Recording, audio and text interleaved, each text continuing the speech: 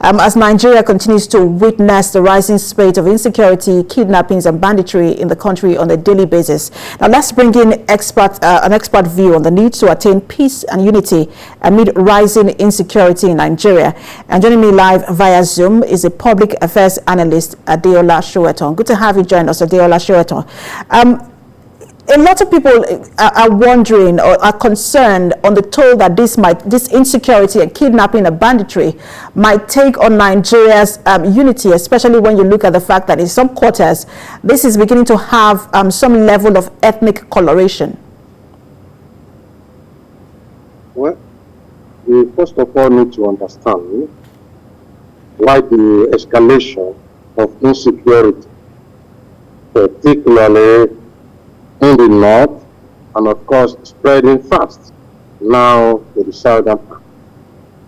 The moment you have a severe economic hardship, unemployment, joblessness, squalor, you are going to have high increase in insecurity.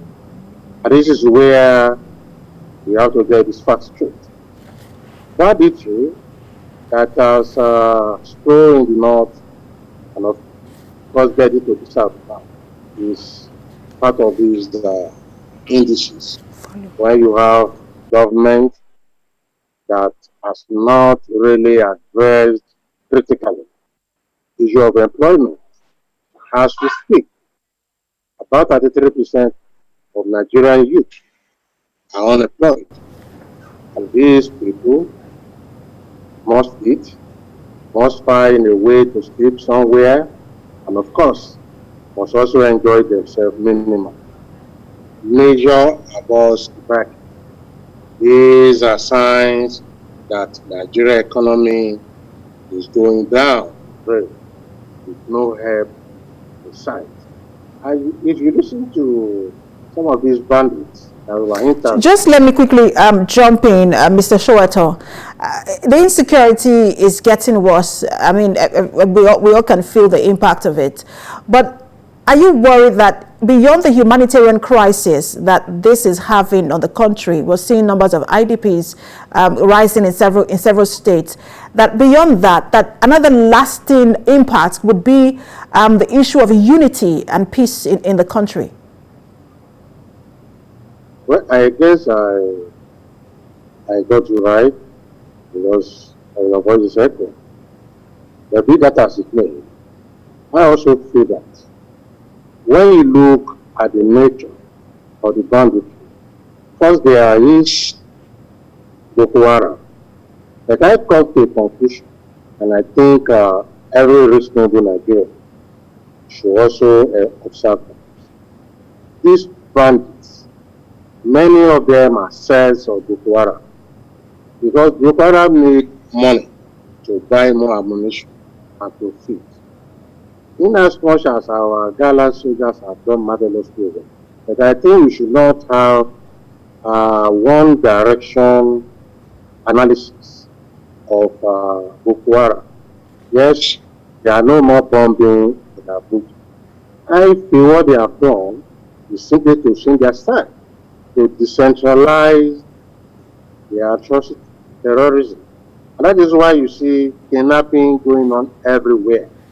And ransoms are paid.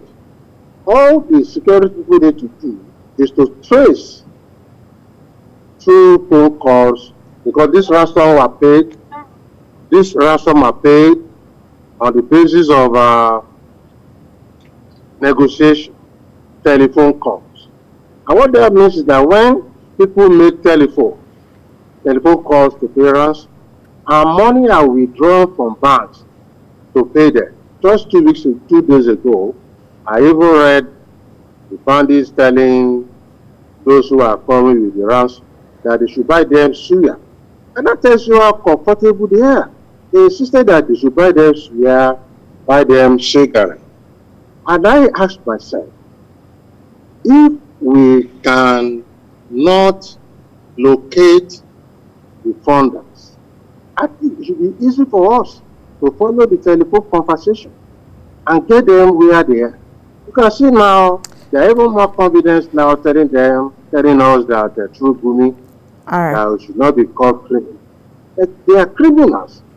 Just this morning, I had another attack on the first class. Again, just because I have just about a minute left, and I want to ask you, because there are some who are now saying that we should have a security summit, but others are proffering a peace summit as a solution to this crisis. What do you think is paramount at this moment? Should we have a peace summit or should we have a security summit?